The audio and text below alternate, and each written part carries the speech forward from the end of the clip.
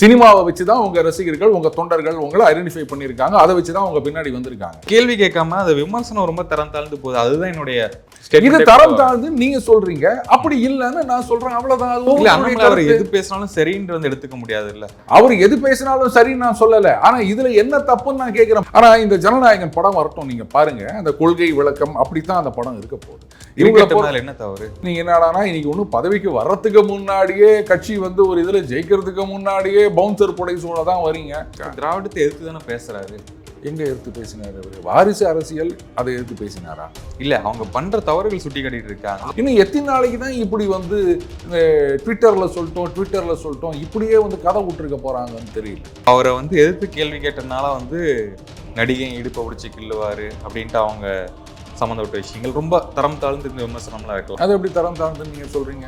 நடிகர் அப்படின்ற ஒரு இமேஜ்ல தானங்க இன்னைக்கு வந்து அத்தனை பேர் அவர் பின்னாடி இருக்காங்க. சீமான் அவர்கள் பின்னாடி வந்தவங்கலாம் அவர் சினிமான்றதுக்காக வரல. சரி, அவர் ஒரு நட்சத்திரமா இருந்தனால தானே இந்த அளவு ஒரு ஷைன் ஆக முடிஞ்சது. இல்லாட்டி இவர் இன்னுமே ஒரு 10 கட்சியில் ஒன்னா தானே வந்திருப்பாரு சீமான் அவர்களுமே. ஒரு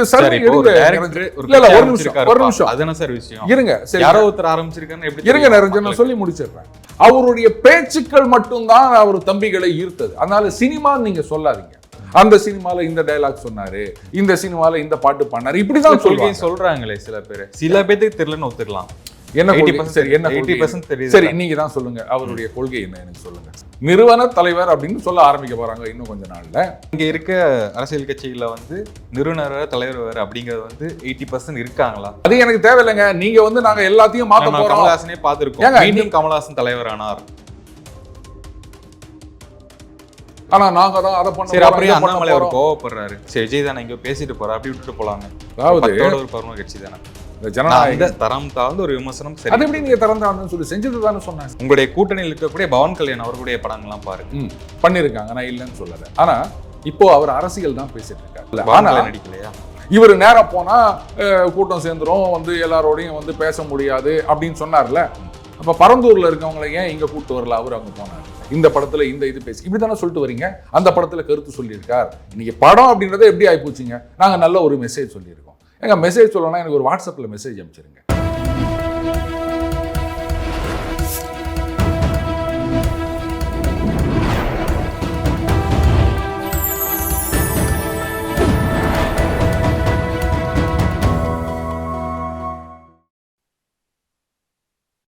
சேனல் 5 தமிழர்களுக்கு வணக்கம்.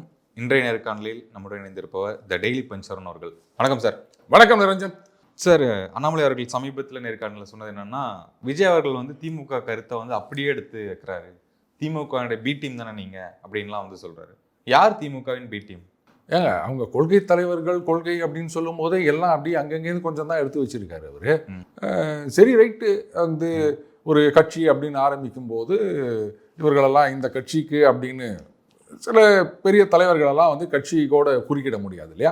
அதனால எடுத்துக்கினார் அப்படின்னு சொல்லலாம். ஆனால் அவர் பேசுறதெல்லாம் பார்த்தீங்கன்னா, அவர் கொள்கைன்னு சொல்றதெல்லாம் பார்த்தீங்கன்னா அப்படியே வந்து இன்னொரு திராவிடம் பிளஸ்ஸாக தான் இருக்குது. ஏற்கனவே அவங்க ஒரு கொள்கைன்னு சொல்லிட்டு இருக்காங்க. திராவிடத்தை எதிர்த்து தானே பேசுறாரு. எங்க எடுத்து பேசினார் அவரு? வாரிசு அரசியல் அதை எடுத்து பேசினாரா? சரி, அப்ப திராவிடம் அது வேண்டாம் அப்படின்னு ஏதாவது சொல்லியிருக்காரு அவரு? இல்ல, அவங்க பண்ற தவறுகள் சுட்டி காட்டிட்டு இருக்காங்க. எப்படி பி டீம்னு வருவீங்க? இல்ல, நான் என்ன கேட்கிறேன்னா, பண்ற தவறுகளை சுட்டி காட்டுறானா இப்ப இந்த 1000 கோடி அப்படின்னு ஒரு பரபரப்பா பேசப்பட்ட விஷயம். இதுக்கு அவங்க என்ன பண்ணாங்க? சார், எங்க தலைவர் ட்வீட் போட்டாருன்னா சொல்லாதீங்க. அதாவது இதுக்கு முன்னாடி வந்து கட்சி ஆரம்பிக்காம இருக்கும்போது கருத்து சொல்லியிருந்தாங்க, ட்வீட் போட்டிருந்தாங்கன்னா ஓகே. ஆனால் இப்போ கட்சின்னு ஆரம்பிச்சாச்சு, 1 வருஷம் முடிஞ்சு 2வது வருஷத்துக்கு வருது, பெரிய மாநாடெல்லாம் வேற நடத்திட்டாங்க. நாங்கள் தான் அடுத்த இத்தனை வாரங்களுக்கு நாங்கள் தான் எதிர்கட்சி தலைவர், அதுக்கப்புறம் முதல்வர் அப்படின்லாம் சொல்லிட்டு இருக்காங்க. அப்போ இறங்கி போராடாம போராட்டத்தை கொச்சப்படுத்துற மாதிரி இவங்க அவங்க இதெல்லாம் நாடகம் இப்படின்லாம் சொல்றதை நீங்க எப்படி பார்ப்பீங்க? அப்போ ஒரு போராட்டம் நடக்கின்றது. ஒரு நீங்களே சொன்னீங்க இந்த மாதிரி அதிமுக இதுல பெருசா ஒன்றும் குரல் கொடுக்கவில்லைன்னு. அப்போ அவங்க வந்து எதிர்கட்சி அப்படின்னு சொல்லிக்கிறவங்க, இன்னைக்கு பிரதான எதிர்கட்சியா சட்டமன்றத்தில் இருக்கவங்க, அவங்களுடைய கடமையை செய்யவில்லை. அப்ப இங்க வந்து அண்ணாமலை அவர்கள் ஆரம்பித்த காலத்திலேருந்தே அவர் தான் பண்ணிட்டு இருக்காரு, எதிர்கட்சிக்கான வேலையை அவர் செஞ்சுட்டு இருக்காரு. அப்படின்னும் போது ஒண்ணு இது வந்து திமுகவை தானே தாக்குறாங்க. அப்போ நீங்களும் சேர்ந்து தாக்கணும்னாலும் தனியா தாக்கணும். இந்த மாதிரி நடந்திருக்கு அப்படின்னு. என்னது சின்ன மீன்லேருந்து திமிங்கலம் வரைக்கும் ஏதோ ஒன்று நான் பார்த்தேன். சரி சொல்றீங்கல்ல, அப்ப ட்வீட் போட்டா போதுமா? இன்னும் எத்தனை நாளைக்கு தான் இப்படி வந்து இந்த ட்விட்டர்ல சொல்லிட்டோம் இப்படியே வந்து கதை விட்டுருக்க போறாங்கன்னு தெரியல. அப்போ நீங்க என்ன பண்றீங்க, இவரை எதிர்த்து இவர் போராடுறார் அப்படின்னும் போது நீங்க அங்கேருந்து தனியா இவங்களை எதிர்த்து போராடணும். அதை விட்டுட்டு போராடுறவரை வந்து நீங்க வந்து தாக்கினீங்க அப்படின்னு சொன்னீங்கன்னா அப்ப அந்த மாதிரி கேள்வி வரத்தானே செய்யும். அப்ப நீங்க யாருக்கு ஆதரவா நீங்க பண்ணிட்டு இருக்கீங்க அப்படின்னு கேள்வி வரும்போது அப்ப எல்லாம் பி டீம்னு தான் சொல்லுவாங்க. அதுக்கு போய் வருத்தப்பட்டா என்ன பண்ண முடியும் நிரஞ்சன்? ஓகே, இப்போ அவரை வந்து எதிர்த்து கேள்வி கேட்டனால வந்து நடிகை இடுப்பை பிடிச்சி கிள்ளுவாரு அப்படின்ட்டு அவங்க சம்மந்தப்பட்ட விஷயங்கள் ரொம்ப தரம் தாழ்ந்து இந்த விமர்சனம்லாம் வைக்கலாமா? அது எப்படி தரம் தாழ்ந்துன்னு நீங்க சொல்றீங்க? இப்போ நான் என்ன கேட்குறேன்னா, விஜய் அவர்களை உங்களுக்கு எப்படி தெரியும்? நடிகராக தெரியும், அவ்வளோதானே. அப்போ அவர் வந்து நடிப்பை வச்சு கேள்வி கேட்காம அவர் என்ன வச்சு கேட்பாங்க? அந்த நடிகர் அப்படின்ற ஒரு இமேஜில் தானங்க இன்னைக்கு வந்து அத்தனை பேர் அவர் பின்னாடி இருக்காங்க. இன்னைக்கு அவருடைய அந்த ரசிகர்கள் இப்போ வந்து தொண்டர்களாக மாறினவர்கள், கட்சி உறுப்பினர்களாக மாறினவர்கள் அத்தனை பேரும் விஜயோடைய அந்த அரசியல் கருத்துக்கள் பொதுவெளியில் அவர் பேசினது இதை பார்த்து தான் அவர் பின்னாடி வந்தாங்களா?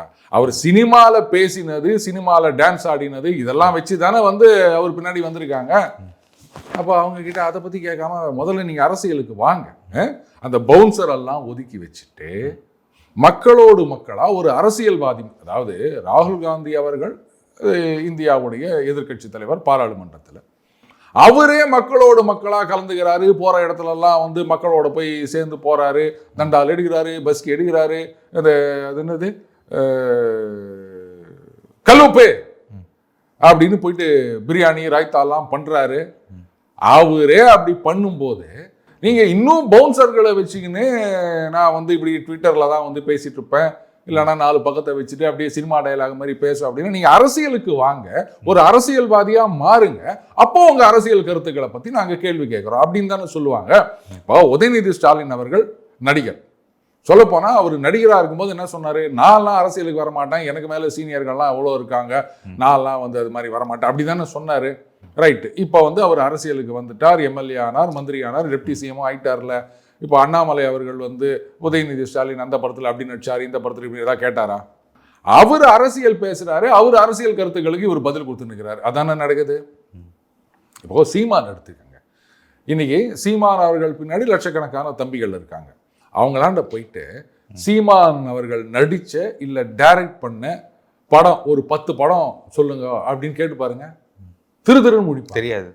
ஏன்னு கேட்டீங்கன்னா சீமான் அவர்கள் பின்னாடி வந்தவங்கலாம் அவர் சினிமான்றதுக்காக வரல, அவர் பேசுறது அந்த கொள்கையில உங்களுக்கு உடன்பாடு இல்லை அப்படின்றது அது வேற விஷயம். அவர் பேசின விஷயத்தால ஈர்க்கப்பட்டு, அவருடைய அரசியல் பால் ஈர்க்கப்பட்டு, அவர் அரசியல் சரியா தவறாலாம் என்ன கேட்காதீங்க, அவர் அரசியல் பால் ஈர்க்கப்பட்டதான் அவர் பின்னாடி வந்திருக்காங்க. சரி, அவர் ஒரு நட்சத்திரமா இருந்தனால தானே இந்த அளவு ஒரு ஷைன் ஆக முடிஞ்சது. இல்லாட்டி இவர் இன்னுமே ஒரு 10 கட்சியில் ஒன்னாதான் வந்திருப்பாரு சீமான் அவர்களுமே. அது உதவி இருக்குல்ல? இல்ல அதைத்தான் நான் சொல்ல வரேன். அவருடைய தம்பிகள் அவர் சினிமா நடிகர் டைரக்டர் வரல, அவர் சினிமால நீங்க ஒரு சர்வே ஒரு நிமிஷம் அதான சார் விஷயம். இருங்க, சரி யாரோ ஒருத்தர் ஆரம்பிச்சிருக்காங்க, எப்படி இருங்க நிரஞ்சன், நான் சொல்லி முடிச்சிடுறேன். இப்போ அவருடைய தம்பிகள் கிட்ட போயிட்டு ஒரு சர்வேவே நீங்க எடுத்து பாருங்களேன், அவரை நீங்க சினிமால பார்த்துருக்கீங்களான்னு கேளுங்க. கிட்டத்தட்ட ஒரு 90% பார்த்துருக்க மாட்டாங்க. அவருடைய பேச்சுக்கள் மட்டும்தான் அவர் தம்பிகளை ஈர்த்தது. அதனால சினிமான்னு நீங்க சொல்லாதீங்க. சரி, அப்படியே இருந்தாலும் அவங்க பின்னாடி வந்தது, அவர் சினிமாவை பார்த்தா வந்தாங்க, அவர் யாருன்னே தெரியாது. அவர் வந்து ஏதோ மேடையில் பேசுறாரு, என்னென்னோ கருத்துக்களை சொல்றாரு, அந்த இந்த சோசியல் மீடியாவில் சுத்திட்டு வர இது இருக்கு பாருங்க, இதை வச்சுதான் அவர் பின்னாடி வந்தாங்க. அவர் போற இடத்துல எல்லாம் பொதுக்கூட்டத்தில் போய் பேசுவாரு, நிறைய கருத்துக்களை சொல்றாரு, அந்த கருத்துக்களால ஈர்க்கப்பட்டு அவர் பின்னாடி வந்தாங்களே தவிர அவர் சினிமா கிடையாது. அதனால தான் நான் சொன்னேன் 90% பேருக்கு அவர் வந்து சினிமாவில் பார்த்தே இருக்க மாட்டாங்க. அவர் டைரக்ட் பண்ண படம் என்ன அப்படின்னு கேட்டால் முழிப்பாங்க, தெரியாது. ஆனா இன்னைக்கு இவங்களை போய் கேளுங்க, உங்க தலைவரோட கொள்கை என்ன அப்படின்னு கேளுங்க, அந்த சினிமால இந்த டயலாக் சொன்னாரு, இந்த சினிமால இந்த பாட்டு பண்ணாரு, இப்படிதான் சொல்றாங்களே சில பேர். சில பேருக்கு தெரியலன்னு ஒத்துக்கலாம். என்ன 80% சரி, என்ன 80% தெரியுது. சரி, நீங்க தான் சொல்லுங்க, அவருடைய கொள்கை என்ன எனக்கு சொல்லுங்க. செக்யூலரிட்டி, சோஷியல் ஜஸ்டிஸ் அப்படின்னு அவர் சொல்லியிருக்காரு. சரி, செக்யூலரிசம்னா என்ன எனக்கு சொல்லுங்க. செக்யூலரிசம்னா என்ன, அதை எப்படி சொல்றீங்க? அவர் சொன்னது அவ்வளவுதான். அதுக்கு அர்த்தம் என்ன, அது புரியுமா அவருக்கு? செகுலரிசம்னா ஒண்ணு எல்லா மதங்களையும் ஒன்றாக பார்ப்பது அப்படின்றது செகுலரிசமா, அது வந்து சமத்துவம். இல்ல மதம் அப்படின்றதுக்கும் இந்த அரசியலுக்கும் சம்பந்தம் இல்லை அப்படின்னு சொல்றது செக்குலரிசமா? முதல்ல அதுலயே அவங்களுக்கு ஒரு கன்ஃபியூஷன் இருக்குது. இதுக்கு வாழ்த்து சொல்லுவாங்க, அதுக்கு வாழ்த்து சொல்ல மாட்டாங்க அப்படின்ற குற்றச்சாட்டெல்லாம் இருக்குது. அப்புறம் எப்படி நீங்க இந்த செக்குலரிசம் அப்படின்றத நீங்க ஏத்துக்க முடியும்? சமூக நீதி அப்படின்னா ஏங்க, இந்தியாவில் இருக்க அத்தனை கட்சிகளும் சமூக நீதி தான் சொல்லிட்டு இருக்காங்க. அப்புறம் நீங்க என்ன புதுசா சமூக நீதி அப்படின்னு சொல்றது? இப்போ அந்த கட்சியோட இதை பார்த்தீங்கன்னா, அந்த தலைவர் ஏதோ இத்தனை வருஷத்துக்கு ஒரு தடவை தேர்தல் நடக்கும், அதுக்கப்புறம் தலைவர் தான் கட்சி சொத்துக்களுக்கு எல்லாம் அதிகாரம் அப்படின்ற மாதிரிலாம் ஏதோ வந்ததுங்க. சரி, எப்படி அந்த கட்சியில் வந்து 4 வருஷத்துக்கு அப்புறம் 5 வருஷத்துக்கு அப்புறம் கட்சி தலைவர் தேர்தல் நடக்குது அப்படின்னா இவரை எதிர்த்து கடுமையான போட்டி நடக்கும், வேற யாராவது தலைவராக வருவாங்களா? நிறுவன தலைவர் அப்படின்னு சொல்ல ஆரம்பிக்க போறாங்க இன்னும் கொஞ்ச நாள்ல. இதுல எங்க வந்தது சமத்துவம்? இல்லைன்னா தலைவர் அப்படின்றது இப்போ அமெரிக்காவில் பிரசிடென்ட் வந்து 2 டேர்ம் தான், அந்த மாதிரி தலைவர் அப்படின்றவருக்கு வந்து 2 டேர்ம் தான், அதுக்கு மேல கிடையாது அப்படின்னு ஒரு சட்டம் கொண்டு வராங்களா அவங்க கட்சியில? எனக்கு சொல்லுங்க. அதுதானே உண்மையான சமத்துவமா இருக்க முடியும். அதெல்லாம் பண்ணாம இல்ல இங்க இருக்க அரசியல் கட்சிகள வந்து நிறுவனர் வேற தலைவர் வேற அப்படிங்கிறது வந்து 80% இருக்காங்களா? அது எனக்கு தேவையில்லைங்க. நீங்க வந்து நாங்க எல்லாத்தையும் மாத்த போறோம். கமலஹாசனே பார்த்திருக்கோம். மீண்டும் கமலஹாசன் தலைவர் ஆனார், வருஷம் வருஷம் அவங்களே போட்டுக்கிட்டு வராங்க, நம்ம அதை பார்த்துக்கிட்டு தான் வரோம். பாருங்க, நீங்க வந்து இந்த நேரத்தில் கமல்ஹாசன் அவர்கள்லாம் கொண்டு வந்து குறை சொல்லாதீங்க. ஏன்னா வேற யாராவது இருந்தா தானே தலைவராக்கிறதுக்கு. பாவாங்க, அவரை தவிர அங்கே யாருமே இல்லை. அதனால அட்லீஸ்ட் இன்னும் யாராவது சார் 80% கடைபிடிக்கிறாங்க. அது விஜயம் கடைபிடிச்சிட்டு போட்டு நிறுவனர் தலைவர் அப்போ 10ஓட 1 11 ஒரு கட்சின்னு சொல்லிட்டு போங்க. நாங்க புதுசா எல்லாத்தையும் மாத்த போறோம், நாங்க தான் வந்து எல்லாத்தையும் காப்பாற்ற போறோம்லாம் வந்து டயலாக் பேசிட்டு இருக்காதீங்க. எல்லார மாதிரியும் தானே நீங்க, அவ்வளவுதான். அதைத்தான் நானும் சொல்றேன். நீங்க ஒன்றும் புதுசு கிடையாது, எல்லார மாதிரியும் தான் நீங்களும் வந்து அரசியல் கட்சி ஆரம்பிச்சிருக்கீங்க, ஒரு வித்தியாசமும் கிடையாது.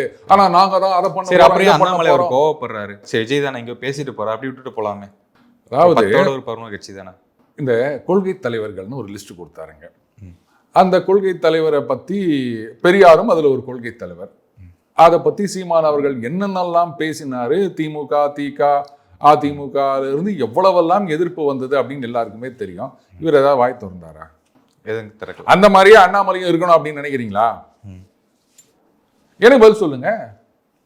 ஏங்க, ஒருத்தர் வந்து உங்களை விமர்சனம் பண்றாங்க, நீங்க நாடகம் பண்றீங்க, இல்ல அவங்களோட இவங்களோட நீங்க கூட்டு வச்சிருக்கீங்க அப்படின்னு ஒரு குற்றச்சாட்டு வைக்கும் போது அதை சும்மா கேட்டு போறதுக்கு இது அரசியல் கட்சி. அந்த விமர்சனம் வந்து சரின்னு சொல்றீங்க, நடிகை இடுப்பை பிடிச்சி கிள்னாரு, அதெல்லாம் வந்து சரின்னு சொல்றீங்க. ஏங்க, இன்னும் அவர் நடிகராக தானே இருக்காரு, இன்னும் அரசியலுக்கு வரலையே அவரு. இந்த ஜனநாயக தரம் தாழ்ந்த ஒரு விமர்சனம். சரி, அது எப்படி நீங்க தரம் தாழ்ந்துன்னு சொல்லி செஞ்சது தானே சொன்னாங்க. சரி சார், இப்ப தாவேக்கினர் என்ன கேள்வி வைக்கிறாங்கன்னா, கூட இருக்க நாட்டாமை சரத்குமார் அவர்கள் வந்து அவருடைய முந்தைய படங்கள்லாம் பாருங்க, அவருடைய சில பாடல்கள்லாம் பாருங்க, அவர் என்ன பண்ணாரு, உங்களுடைய கூட்டணியில் இருக்கக்கூடிய பவன் கல்யாண் அவர்களுடைய படங்கள்லாம் பாருங்க அப்படின்னு தான் அவங்களுடைய கருத்து வருது. சரி, அவங்களும் இது பண்ணியிருக்காங்கல்ல, அவங்களே கூட வச்சு ரைட் பண்ணியிருக்காங்க, நான் இல்லைன்னு சொல்லலை. ஆனா இப்போ அவர் அரசியல் தான் பேசிட்டு இருக்காரு. இப்பவும் சினிமால நடிக்கிறார் சரத்குமார், ரைட்டா? நான் அதை இல்லைன்னு சொல்லலை. ஆனா நடிக்கலையா யாரு? பவன் கல்யாண் இல்ல அதாவது ஒவ்வொன்றா வரேன். சரத்குமார் இன்னும் சினிமாலெல்லாம் நடிக்கிறார். சமீபத்தில் ஒரு படத்தில் நடிச்சேன்னு நல்லா நடிச்சிருந்தாரு, பார்த்தேன் நான். அதை இந்த பக்கம் கொண்டு வாங்க. அவரு அரசியல் கருத்துக்கள் பேசி கொண்டு இருக்கின்றார். அப்ப அரசியல்னு வரும்போது அரசியல் தனி சினிமா தனி அப்படின்னு வச்சிருக்காரு. அவர் சினிமா நடிகர், அதனால தான் அவர் எல்லாருக்கும் தெரியும். ஒரு கட்சியும் ஆரம்பிச்சார், முதல்ல வேற கட்சியில் இருந்தார், இப்படிலாம் இருந்தது. அதுக்கப்புறம் அவருடைய அரசியல் செல்வாக்கு அப்படின்றது ஒண்ணுமே கிடையாதுங்க. தனியா கட்சி நடத்தினார், இப்ப கட்சி மாத்தி இருக்காரு. இல்ல அதான் இப்ப பாஜகலயே வந்து இணைந்து விட்டார். சோ அப்ப அரசியல் அவர் பேசிக் கொண்டு வருகின்றார், தொடர்ந்து அரசியல் களத்துல அவர் நடமாடி கொண்டு இருக்கின்றார். அதனால அவருக்கு அரசியல் ரீதியா நம்ம கேள்வி கேட்கலாம். இவரு இன்னும் அரசியலுக்கே வரலையே, எல்லாமே வந்து ட்விட்டரோட தானே நிக்குது. அதுக்கும் அப்படியே வெளில வந்தாலும் பவுன்சர். இப்போ நான் ஒண்ணு கேட்குறேன், இந்த புயல் வெள்ளத்துல பாதிக்கப்பட்டவங்களை நேரம் போய் பார்க்காம அவங்க பனையூர் பங்களாக வாங்கன்னு சொன்னார். அதுக்கு என்ன காரணம் சொன்னாரு? இவர் நேரம் போனா கூட்டம் சேர்ந்துரும், வந்து எல்லாரோடையும் வந்து பேச முடியாது அப்படின்னு சொன்னார்ல. அப்ப பரந்தூர்ல இருக்கவங்களை ஏன் இங்க கூட்டு வரல? அவர் அங்க போனாரு. அங்க போறதுக்கே சரியான அனுமதி தெரியலன்னு வேற இருக்கு குற்றச்சாட்டு. ஏங்க, போனாரா இல்லையா? அப்ப அந்த லாஜிக் இங்க ஒத்து வராதா? ஏன் வந்து அது ஒரு குறிப்பிட்ட நேரம் கொடுக்குறாங்க, விஜய் ஒரு 1 மணி நேரம் அங்க இருக்கணும், 1/2 மணி நேரம் இருக்கணும் அப்படின்ட்டு. அந்த கட்டுப்பாடு ஏன் போடுறாங்க? ஏன் அப்ப அவங்களும் இங்க கூட பேசி இணக்கமாயிருவாரு. நான் கேட்கிற கேள்வி பதில் சொல்லுங்க. முதல்ல வெள்ளத்துல பாதிக்கப்பட்டவங்களுக்கு நீங்க அனுமதி எல்லாம் கேட்கல, அவங்கள இங்க கொண்டு வாங்கன்னு சொன்னீங்க. சொன்னது யார்? நீங்க தானே. இல்ல நீங்க போலீஸ்ல அனுமதி கேட்டு அவங்க கொடுக்காம அப்ப நீங்க வீட்டுக்கு கூட்டு வர சொல்லியிருந்தீங்க. நான் அப்ப சொல்லலாம், பாருங்க நான் கேட்டேங்க, போலீஸ்ல வந்து கெடுபிடி பண்றாங்க அப்படின்னு சொல்லலாம். அப்ப எதுவுமே நடக்கல. பரந்தூர்ல நீங்க போகணும் அப்படின்னு சொல்லும்போது போலீஸ் வந்து அவங்க வந்து சட்டப்படி என்ன பண்ணணுமோ அதை பண்ணி இந்த மாதிரி அப்படின்னு சொல்லிட்டு இவருக்கு மட்டும் இல்ல எல்லாருக்கும் அப்படிதான் பண்றாங்க. பாஜக போராட்டம் நடத்துறதுக்கும் பர்மிஷன் கொடுக்கல, வீட்டுக்கே போய் அரெஸ்ட் பண்ணாங்க. ஆனா இவருக்கு மட்டும் தனியா இருங்க, இதுவருக்கு மட்டும் தனியா அப்படின்லாம் சொல்லாதீங்க. பரந்தூருக்கு ஏன் போனீங்க? சரி விடுங்க, இப்ப வேங்கை வயலுக்கு போறேன்னு சொன்னாரா இல்லையா? போனாரா? நீ போகல ஏன்? இல்ல அப்போ பாஜக சரிதானே? இந்த கேள்விக்கு எனக்கு பதில் சொல்லுங்க. வேங்கை வயலுக்கு ஏன் போல? எனக்கு அது பதில் சொல்லுங்க. அப்போ நீங்க இன்னும் அரசியல்வாதி ஆகல, இன்னும் ஷூட்டிங்ல தான் இருக்கீங்க. சினிமாவை வச்சுதான் உங்க ரசிகர்கள் உங்க தொண்டர்கள் உங்களை ஐடென்டிஃபை பண்ணியிருக்காங்க, அதை வச்சுதான் உங்க பின்னாடி வந்திருக்காங்க. அப்ப அதை வச்சு கேள்வி கேட்காம எதை வச்சுங்க நான் கேள்வி கேட்க முடியும்? அரசியல் கருத்து கேள்வி கேட்காம அது விமர்சனம் ரொம்ப தரம் தாழ்ந்து போகுது. அதுதான் என்னுடைய இது தரம் தாழ்ந்து நீங்க சொல்றீங்க, அப்படி இல்லன்னு நான் சொல்றேன், அவ்வளவுதான். அவர் எது பேசினாலும் சரின்னு வந்து எடுத்துக்க முடியாது இல்ல. அவர் எது பேசினாலும் சரின்னு நான் சொல்லல, ஆனா இதுல என்ன தப்புன்னு நான் கேட்கிறேன். பண்ணாததையா சொல்லிட்டாங்க. சரி, இதே வந்து ரஜினிகாந்த் அவர் மேலே வைக்க முடியுமா? ரஜினி ஒரு அரசியல் கருத்து வச்சார் அப்படின்னா பாருங்க, அரசியல் கருத்து சொன்னா அதுக்கு அரசியலா பதில் சொல்லலாம். இப்போ நானே வந்து ரஜினிகாந்த் அவர்களை எவ்வளவு விமர்சனம் பண்ணியிருக்கேன். இந்த மாதிரி அந்த கல்யாண மண்டபத்துக்கு எக்ஸம்ஷன் கேட்டது, அதுக்கப்புறம் அந்த இன்கம் டேக்ஸ்ல ஏதோ அந்த வட்டிக்கு விடுறேன்னு சொன்னது, இந்த மாதிரி விஷயங்களை நானும் கடுமையாக விமர்சனம் பண்ணியிருக்கேன். ஆனா அவர் வந்து இந்த சினிமாவில் இப்படி பண்ணியிருக்காரு, இங்க வந்து இப்படி பண்ணியிருக்காரு, அப்படி நான் எதுவுமே பேசல.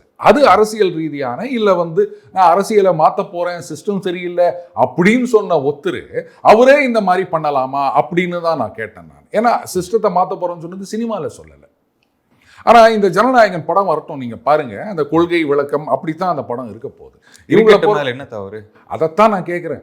நீங்க வந்து ஒரு அரசியல் கட்சி நடத்துறார், தனியா நீங்களே ஒரு கட்சி நடத்துறீங்கன்னு வச்சுக்கோங்களேன். அப்ப என்ன பண்ணணும்? கை காசை விட்டு செலவு பண்ணி உங்க கொள்கையை மக்களுக்கு சொல்லணும், உங்களை வந்து போஸ்டர் அடிச்சு ஜனங்களுக்கு பரிச்சயப்படுத்தணும். ஆனா சினிமா நடிகர்களுக்கு அந்த தொல்லையே கிடையாது. அவங்களே ஒரு கொள்கை விளக்கணும், படம் எடுப்பாங்க, அந்த காசெல்லாம் நீ நானும் தானே கட்டுறோம். இதுக்கு முன்னாடி வந்து ஒரு என்டர்டைன்மெண்ட் படம் தானே, அதுலயும் கொள்கையில எதுவும் சொல்லல. ஏங்க இன்னைக்கு சினிமா இல்ல சரி, இப்போ இதுலயே பாத்தீங்கன்னா அந்த படத்துல அந்த கொள்கை சொல்லியிருக்கார், இந்த படத்துல இந்த இது பேசி இப்படித்தானே சொல்லிட்டு வரீங்க. அந்த படத்துல கருத்து சொல்லியிருக்கார். இன்னைக்கு படம் அப்படின்றத எப்படி ஆயிப்போச்சுங்க? நாங்க நல்ல ஒரு மெசேஜ் சொல்லியிருக்கோம். எங்க மெசேஜ் சொல்லணும்னா எனக்கு ஒரு வாட்ஸ்அப்ல மெசேஜ் அனுப்பிச்சிருங்க. ஏன் இப்படி போட்டு பொறாண்டுறீங்க? இந்த சித்தாந்தங்கள் கொள்கை இதெல்லாம் திணிக்கிறதுக்காக தான் இன்னைக்கு பல படங்களே எடுத்துட்டு இருக்காங்க. அதுவும் இங்க விஜய விடுங்க, ரஜினி அவர்கள் படத்திலேயே எவ்வளோ அந்த குறியீடுகள் அதெல்லாம் வச்சிருக்காங்க. அது என்னது என்னது காலத்தின் கையில் இருக்கு அப்படி இப்படிலாம் பாட்டெல்லாம் வேற வச்சாங்கல்ல. இப்படியே தான் ஒரு பில்டப் கொடுத்துட்டு இருக்கிறது. நீங்க ரைட்டு என்ன வேணா சமீபத்திய படம்லாம் பாத்தீங்களா, ஜெயிலர் இந்த மாதிரி படம்லாம் மசாலா படம் குடும்பத்தோட பாருங்க, நான் அதெல்லாம் சொல்லலைங்க. இந்த மாதிரி படங்களை இது மாதிரி பயன்படுத்திட்டு இருக்காங்க அப்படின்னு தான் சொல்றேன். அதுக்காக எல்லா படமுமே இப்படி வருதுன்னு நான் சொல்லலை. இன்னைக்கு வந்து பாத்தீங்கன்னா ஒரு சினிமா நடிகர் ஒரு 4 படத்தில் ஹீரோ ஆகிட்டார் அப்படின்னு சொன்னால் அதுலேயும் வந்து வழக்கம் போல் நம்ம வந்து அந்த பஞ்ச் டைலாக் அப்படிலாம் வைக்கணும். ஹீரோனாலே எப்படிங்க அப்படியே ஏழை பங்காளன், அது கெட்டவர்களை ஒழிப்பது, இப்படி தானே நம்ம வச்சுருக்கோம். உடனே நம்ம என்ன பண்ணுவோம்? மைக்கை கொண்டு போய் நீங்கள் அரசியலுக்கு வருவீர்களா? ஏன் இந்த சினிமா நடிகர்கள் மட்டும்தான்? அது என்ன இன்டர்ன்ஷிப்பா?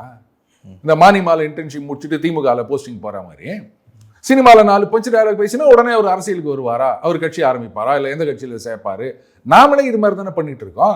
ஏன் இதே ஒரு நல்ல சர்வீஸ் பண்ண டாக்டர் இல்லை ஒரு புகழ் வாய்ந்த ஒரு டாக்டர் பாருங்க, இவர் நல்ல இவ்வளோ சர்ஜரி பண்ணியிருக்கார், அந்த மக்களுக்கு வந்து ஏழை மக்களுக்கு இலவசமாக இல்லை விலை குறைவாக ஒரு மருத்துவம் பண்ணிருக்கிறார் அப்படின்னு ஏதாவது ஒரு டாக்டர், இந்த மாதிரி நிறைய பேரை நம்ம பார்த்துருக்கோம். 5 ரூபா டாக்டர், இவங்க சினிமாவில் தான் சொல்லுவாங்க, நிஜத்தில் 2 ரூபா 5 ரூபாய்க்கு சேவை பண்ண டாக்டர்லாம் இருக்காங்க. ஏன் அவங்களாண்ட போய் நீங்கள் வந்து அரசியலுக்கு வருவீங்களான்னு யாரும் கேட்கறது கிடையாது. சினிமாவில் ஒரு இமேஜை கிரியேட் பண்ணிக்க வேண்டியது, அதை வச்சுக்கிட்டு நான் அரசியலுக்கு வந்து நான் அதை பண்ணுறேன் இதை பண்ணுறேன் அப்படின்னு வேண்டியது. சரி, நான் ஒன்று கேட்குறேன், ஊழலை ஒழிப்போம் அப்படின்னு சொன்னோம்ல, அதை ஏதோ சமீபத்தில் அந்த திமுகவினர் வந்து அதை போட்டிருந்தாங்க, அதில் வந்து கணக்கில் வராத பணம் அப்படின்னு ஐடி இதில் ஏதோ ஆச்சு அப்படின்னு. இப்போ இதுக்கு என்ன பதில் சொல்ல போகிறீங்க? ஒரு கார் வாங்கி அதுக்கு வரி கட்டுறோம். ஏங்க நம்ம கோடி கோடியாக சம்பாதிக்கிறோம், வரி போடுறாங்க அப்படின்னும் போது கட்டிட்டு போக வேண்டியது தானேங்க. இதில் என்னங்க இருக்குது? இதுக்கு கோர்ட்டு வரைக்கும் போய்கின்னு அப்போ நீங்களே இப்படி பண்ணீங்கன்னா அப்புறம் நாளைக்கு நீங்க அரசாங்கமா வந்த பிறகு நீங்க வேற எப்படி பண்ணுவீங்கன்னு தானே கேட்பாங்க. இப்ப இது சினிமாவுக்கு அதுக்கு சம்பந்தம் கிடையாது. இப்ப நீங்க சினிமாவை வச்சு வரீங்க, அப்ப சினிமாலேயே எவ்வளவு முரண்பாடுகள்னு நான் சொல்லவா? இப்ப எதை நீங்க கொள்கைன்னு எடுத்துப்பீங்க? விளம்பர படத்துல நடிச்சது கொள்கையா இல்ல வந்து சினிமாவில் சொல்றது கொள்கையா? எனக்கு அது பதில் சொல்லுங்க. இன்றைக்கு வந்து தமிழர்னு சொல்லிட்டு இருக்காங்க. ஆனா என்னங்க கேரளாவில் இருக்க ஜுவல்லரிக்கு விளம்பரம் குத்துனுக்கிறோம் அப்படின்னு கேட்டா என்ன சொல்லுவீங்க? அப்ப எங்க போச்சு? அப்ப காசு உடனே தொழில்னு சொல்லுவாங்க. அப்ப அந்த தொழிலை வச்சு தானே உங்களுக்கு ஜனங்களுக்கு தெரியும், ஜனங்க அவங்க அதை வச்சு தானே பாக்குறாங்க. அப்புறம் ஓ எஸ்எஸ்ஆர் இருக்கார் இல்லையா, அவரை வந்து லட்சிய நடிகர்னு சொல்லுவாங்க. ஏன் சொல்லுவாங்கன்னு தெரியுமா? ஒரு படத்துல வந்து ஏதோ ஒரு சாமி வேஷமோ ஏதோ ஒன்று வேஷம் போட சொன்னாங்க. இல்லை என் கொள்கைக்கு அது முரணானது, நான் பண்ண மாட்டேன்னு சொன்னார் அவர். அதனால தான் அவரை லட்சிய நடிகர்னு சொல்லுவாங்க. அவர் என்ன சொல்லிட்டு போயிருக்கலாம், அதனால என்னங்க நான் அது தொழில் ஏதோ காசு கொடுக்குறாங்க நான் பண்ணுறேன், அதுக்கு இதுக்கு சம்மதம் இல்லை அப்படின்னு சொல்லிட்டு போயிருக்கலாம். பண்ணலை, அது லட்சியம். அவரோட நாங்கள் இங்கே ஒன்று சொல்லுவோம் அங்கே ஒன்று சொல்லுவோம், அதெல்லாம் இப்போ கேட்கக்கூடாது தொழில்னு சொல்லுவோம். ஆனால் அதை வச்சு தானே உங்களோட ஜனங்களுக்கு தெரியுது இத்தனை லட்சம் பேர் உங்க பின்னாடி இன்னைக்கு இருக்காங்கன்னா எப்படி வந்தாங்க நீங்கள் சொல்லுங்க. உடனே எம்ஜிஆர்லாம் சொல்லாதீங்க. எம்ஜிஆர் வந்து சினிமா அரசியல் ரெண்டுத்துலையும் சைமல்டேனியஸாக அவர் வந்து பயணம் பண்ணிட்டு இருந்தார். அந்த சினிமாவில் நடிக்கும் போதும் தேர்தல் பிரச்சாரங்களில் அவர் கலந்துப்பார், பொதுக்கூட்டங்களில் பேசுவார், மக்களோட மக்களா. எவ்வளவு உச்சத்தில் இருந்த நடிகர் அவர், பவுன்சர்லாம் கிடையாது. அப்படியே மக்களோட முதலமைச்சராக இருக்கும்போது அப்படி தானேங்க அவர். நீங்கள் என்னடானா இன்னைக்கு ஒன்றும் பதவிக்கு வர்றதுக்கு முன்னாடியே கட்சி வந்து ஒரு இதில் ஜெயிக்கிறதுக்கு முன்னாடியே பவுன்சர் புடைசூழ தான் வரீங்க. அப்புறம் நாங்கள் வந்து அரசியல்வாதி ஆகிட்டோன்னா அரசியல்வாதி ஆகுங்க, அப்புறமா உங்களை அரசியலை பற்றி கேள்வி கேட்கலாம். அதுக்கு முன்னாடி வேற எதை பற்றிங்க கேட்க முடியும்? இப்போ என்னையே நீங்கள் கேள்வி கேட்குறீங்க அப்படின்னா எதை வச்சு கேட்க முடியும்? என்னுடைய பேட்டிகள் இல்லை நான் பேசுறது இதை வச்சு தான் கேள்வி கேட்க முடியும். வேற என்ன வச்சு நீங்கள் என்ன கேள்வி கேட்பீங்க? நாளைக்கே ஒரு கட்சி ஆரம்பிக்கிறேன் அப்படின்னா ரைட்டுப்பா, இன்னைக்கே நான் ஒரு கட்சி ஆரம்பிச்சிட்டேன், டெய்லி பஞ்ச் பார்ட்டி ஆரம்பிச்சிட்டேன் வச்சுக்கோங்க. அப்போ நீங்கள் என்ன கேள்வி கேட்பீங்க? உங்கள் கட்சி என்ன பண்ண போறீங்க, யாரோட கூட்டணி, இது கேட்கலாம். மற்றபடி என்ன எடை போடணும் அப்படின்னா நான் என்னுடைய பேட்டிகள் இதை வச்சு தானே பண்ணுவீங்க. அதைத்தான் அவரும் பண்ணியிருக்காரு. செய்யாததை சொன்னால் பரவாயில்ல, அப்புறம் ஏங்க இவ்வளோ கோவம் வருது உங்களுக்கு? உங்கள் நேரத்துக்கும் மிக்க நன்றி. வணக்கம். நன்றி நிரஞ்சன்.